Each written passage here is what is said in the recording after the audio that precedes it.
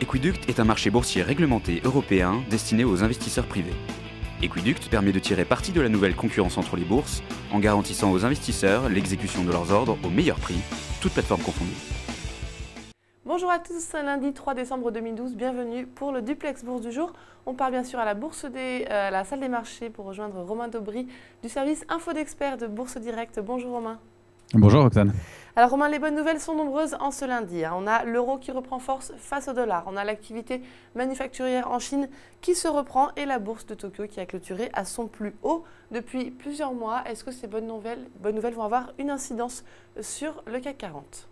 Alors oui, ça en a une. C'est une progression modérée ce matin puisqu'on est en hausse de 0,4%. On navigue un petit peu au-dessus de 3570 points. On a besoin de bonnes nouvelles dans la zone euro. Il faut rappeler que vendredi, les chiffres n'étaient pas excellents. En Allemagne, les ventes au détail avaient chuté. La consommation des ménages en France avait diminué. Et puis, on a des perspectives de sortie de récession pour la zone euro à fin 2013. Donc, les chiffres ne sont pas excellents. On peut noter que ce matin, c'est l'activité manufacturière de la zone euro qui était toujours en contraction, mais moindre. Donc, ça, c'est peut-être un petit signe favorable aussi. Quant aux monnaies, l'équilibre il est globalement positif puisque l'euro-dollar se stabilise au-dessus d'un 30. Alors, c'est pas bon pour les exportations, c'est bon pour les achats d'énergie. Quant au yen au Japon, il est en baisse, ce qui est très favorable pour les exportations. Le Japon en avait bien besoin. Le yuan, lui, se renforce régulièrement et c'est ce que demandait l'international pour l'équilibre international. Donc ça, c'est plutôt favorable. Quant à la Chine, eh bien, l'indice officiel manufacturier est sorti en hausse à 50,6 contre 50,2 en octobre.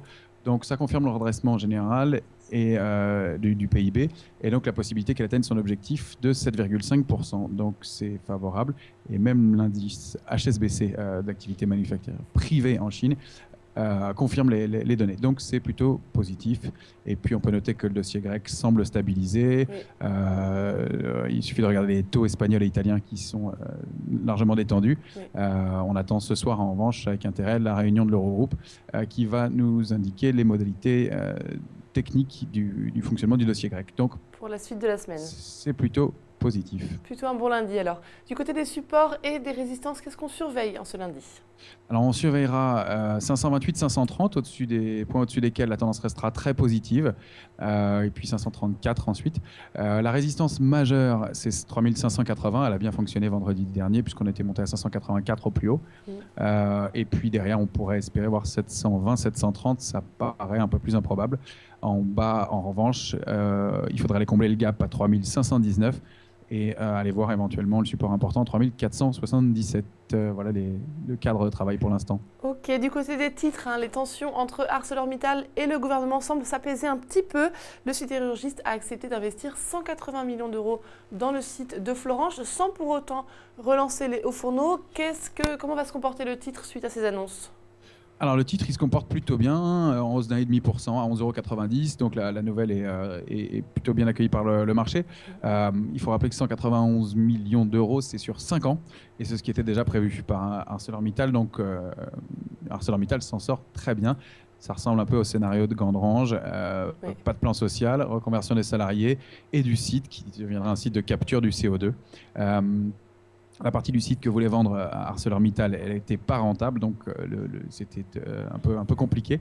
En revanche, ils voulaient conserver la filière à froid Ulcos pour fabriquer ce nouveau métal, nouvelle technologie qui s'appelle Usibor et qui est très demandée dans le secteur automobile. Donc finalement, c'est favorable pour le titre et le marché ne s'y trompe pas. Voilà. On peut rappeler que la filière à froid, c'est pour consommer moins de CO2, justement. D'accord. Du côté des secteurs, le secteur qui cristallise bien sûr l'attention ce matin, c'est l'automobile. Les immatriculations de voitures en novembre, donc par rapport à 2011, accusent une sévère baisse, moins 19% en données brutes et moins 23% en données corrigées en fonction des jours ouvrables, c'est-à-dire 21 jours ouvrables en novembre cette année contre 20 l'an dernier. Quel est votre pronostic pour les grands constructeurs français ? Alors le pronostic, il va tenir à la suite de quelques chiffres que je vais vous donner là. Bon, Peugeot ce matin reste stable, elle baisse très légèrement. Renault baisse plus, plus de 2%. Il faut noter aussi que l'équipementier automobile Faurecia est sanctionné ce matin, alors qu'elle vend pourtant à de nombreux constructeurs. Ouais. Voilà. Mais les chiffres qui sont à retenir aussi sont ceux-là. Moins 22,4% d'immatriculation pour Peugeot, moins 34% pour Renault. Dacia, donc pour Renault, il y a Dacia qui perd moins 42,6%, Nissan moins 20%, donc les immatriculations. Donc la baisse est significative, notamment pour Dacia, alors qu'elle était en très forte hausse l'année dernière à la même époque. Et on peut opposer ces chiffres-là aux chiffres d'autres constructeurs, comme ceux de Mercedes qui sont en hausse de 13%, BMW plus 4%, Hyundai plus 21%, et puis Toyota plus 5,4%. Alors à quoi ça tient tout ça? C'est une question de positionnement en fait. Tout se joue sur le renouvellement de la gamme, et c'est ce qui est en train de se produire en ce moment chez les constructeurs français. Donc le pronostic il va tenir au goût pour les modèles. On a la nouvelle 208 dont le carnet de commandes est déjà bien plein, mais on ne retourne pas tout un groupe juste avec une seule voiture. Et puis il y a la nouvelle Renault qui sort, et puis Dacia est en train en ce moment de travailler sur sa nouvelle Logan. Donc c'est ça qui va donner le ton et l'orientation, et on espère que nos voitures françaises vont être bien accueillies par le marché. On attend que les voitures françaises plaisent aux acheteurs. Et enfin, on traverse bien sûr l'Atlantique pour finir sur Wall Street. Le mur budgétaire continue d'inquiéter les investisseurs. Le gouvernement et la Chambre des représentants ne parviennent pas à se mettre d'accord sur ce mur budgétaire, sur les mesures à adopter. Comment la bourse new-yorkaise va-t-elle se comporter cet après-midi ? Eh bien, pour l'instant, les futurs américains sont en légère hausse. Le S&P plus 0,05% et le futur S&P et le futur Nasdaq plus 0,3%. En fait, on est toujours dans un jeu de guerre de déclaration. Obama qui déclarait dans un magasin de jouets que le Noël allait être probablement morose cette année et difficile. Geithner, lui, avait dit qu'on ne trouverait pas d'accord tant qu'il n'y aurait pas de hausse d'impôts.